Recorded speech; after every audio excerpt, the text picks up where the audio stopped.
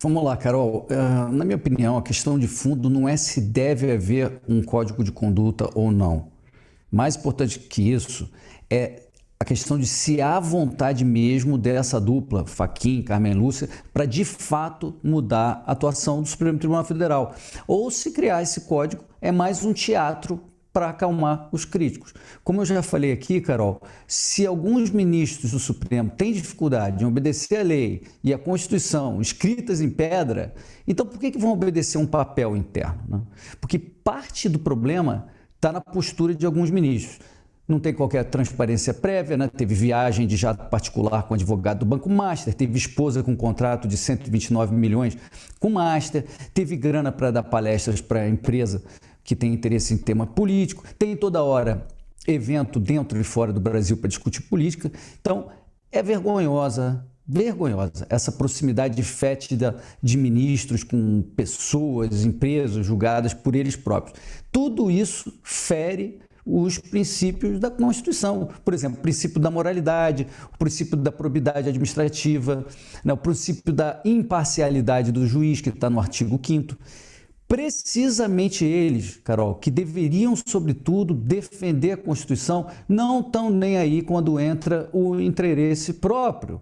Não, porque, aliás, a gente lembra que em 2023 o próprio Supremo Tribunal Federal derrubou aquela norma que vedava que um juiz pudesse atuar em processos em que a parte fosse cliente de escritório de advocacia, né, de cônjuge ou de parente. Eles mesmos abriram a porteira para as mamatas. E não fica só em mamatas não, Carol. Tem um problema mais grave, institucional, porque o Supremo também passou a manipular a Constituição. Na prática, o Supremo passou a reescrever as leis. Ou seja, o poder legítimo do povo, que é representado no Congresso Nacional, foi usurpado por alguns poucos ministros, que tomaram o poder para si, né? Tomaram para si o poder de moldar o Brasil a seu bel prazer. Foi no caso do Marco Civil da Internet, foi assim, na questão do aborto foi assim, no marco temporal foi assim, nas drogas foi assim. Eu chamo isso de togatocracia, alguns chamam de juristocracia, né?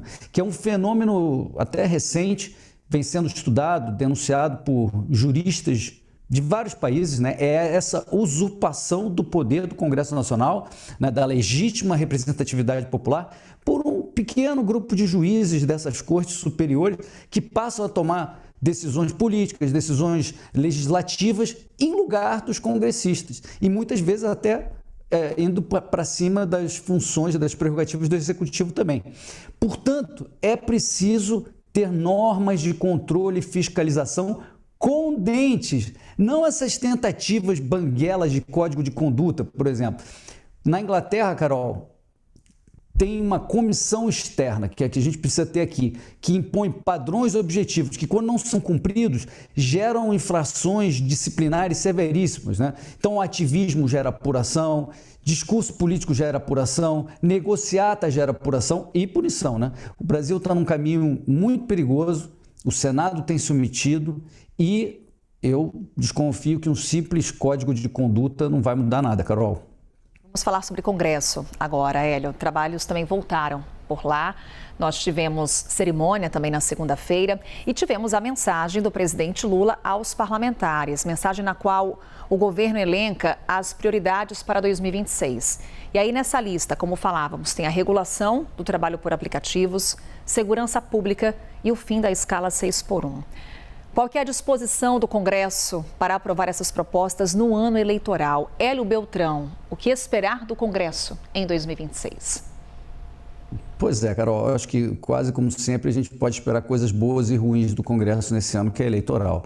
Em termos de CPIs, tem a do INSS, né, que virou uma central de blindagem pelo governo, né? Estão blindando o irmão do Lula, o filho do Lula, estão blindando o suposto envolvimento deles com a roubalheira dos velhinhos, né? O Lulinha teria a mesada do careca do INSS, viajou com ele para a Europa, né? Está bem enrolado. O irmão do Lula, o Frei Chico, é vice-presidente de uma entidade sindical que tungou muito dinheiro de aposentado, né? Agora, já no caso Master, falando do caso Master, cresceu muito acima daquilo que previa quem protegia o Vorcaro, né? Então, eu desconfio que algo vai acontecer também no Congresso, né? Já está correndo no Judiciário. Sobre a questão da proibição da jornada 6 por 1, a ideia é péssima. Eles querem reduzir a jornada máxima a 36 ou 32 horas em 4 dias por semana no máximo, né, pelo que eu me lembro do texto. Então, uma coisa, Carol, seria ajustar a jornada para 5 por 2, né, que gera, sim, problemas de desemprego, mas nas regiões mais pobres apenas e tal. Outra coisa é proibir jornada acima de 32 horas, com máximo de 4 horas extras por semana, no máximo. Tudo isso sem reduzir salário. Então, isso, sem dúvida, causa desemprego no Brasil todo. Vai prejudicar justamente quem os bondosos da caneta pretendem ajudar. Porque veja, Carol, que aproximadamente metade dos empregos do Brasil são gerados por micro e pequenas empresas, por exemplo. Então, proibir jornada acima de 32 horas, acima de 36 horas e proibir mais de 4 horas extras por semana é botar uma faca no pescoço do pequeno empreendedor e também do trabalhador. E por que tem que ficar proibido de se combinar livremente uma jornada maior para o empregado ganhar mais? Não deveria ter a livre negociação. E tem também a pressão, mudando um pouco de assunto, a pressão do governo para impor restrições ao trabalho nos aplicativos, que você mencionou, que é outra enorme bobagem, na minha opinião. Eles querem impor o preço mínimo por corrida, reduzir comissão do aplicativo e impor uma série de interferências que os próprios colaboradores dos aplicativos nem pleiteiam. Por exemplo, recolher para a pirâmide do INSS, que tira do bolso dos colaboradores hoje e eles ficam torcendo para receber no futuro algum trocado de um sistema que está totalmente quebrado, né? Finalmente, Carol, em termos do Senado, a julgar pela dança da paz que o Alcolumbre nos brindou ontem, a gente vai continuar vendo, na minha opinião, um poder submisso ao Supremo Tribunal Federal sem enfrentar as barbaridades que estão acontecendo na Corte, Carol. Por fim, Hélio, nosso terceiro tema, a gente olha aqui para o cenário internacional agora. Em 2027, teremos um novo nome ocupando a Secretaria-Geral da ONU. Brasil e México apoiaram a candidatura de Michelle Bachelet para o cargo. O anúncio que foi feito pelo governo do Chile, país que ela já presidiu por 2 mandatos. Bachelet também já foi a primeira subsecretária-geral e diretora executiva da ONU Mulheres e atuou como alta comissária da Organização para os Direitos Humanos. Afinal, Hélio, o Brasil acerta ao apoiar Michelle Bachelet para chefiar a ONU? Carol, depois de ter emplacado a Dilma para os BRICS, não me surpreende nadinha a ideia de indicar a Bachelet para a ONU. Eles têm muito em comum. Ela é uma antiga socialista chilena, né? Foi 2 vezes presidente, você mencionou, fez gestões muito ruins, inchaço de máquina pública, aumento de impostos e acabou rechaçada pelos chilenos. No governo dela, rolou inclusive um grande caso de corrupção, de tráfico de influência, né, que foi o caso Caval, que o próprio filho da Bachelet estava envolvido. Então, bastante comum com o Lula, na verdade.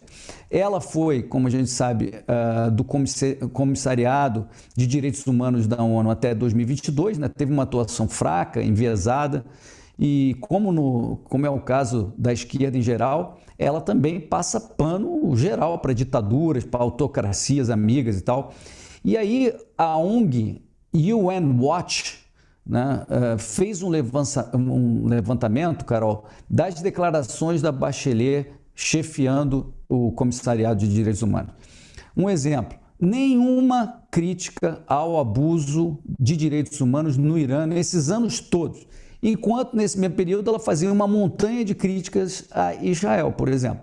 Vale conhecer o estudo completo. Enfim, Carol, o Lula está tentando capturar a ONU como parte dessa estratégia dele de fortalecer o sul global e enfraquecer a hegemonia dos Estados Unidos, a hegemonia ocidental. Mas a ONU é cada vez mais irrelevante em resultados, o próprio Trump tem mostrado isso. Aliás, os Estados Unidos anunciaram a saída de 31 organismos da ONU. Eles não têm pago as contribuições obrigatórias à ONU recentemente e essa saída desses organismos vai enfraquecer ainda mais a desacreditada ONU, Carol. Vamos observar então. Opinião do Hélio Beltrão aqui com a gente todas as terças e quintas. Hélio, obrigada. Um bom dia para você. Até quinta.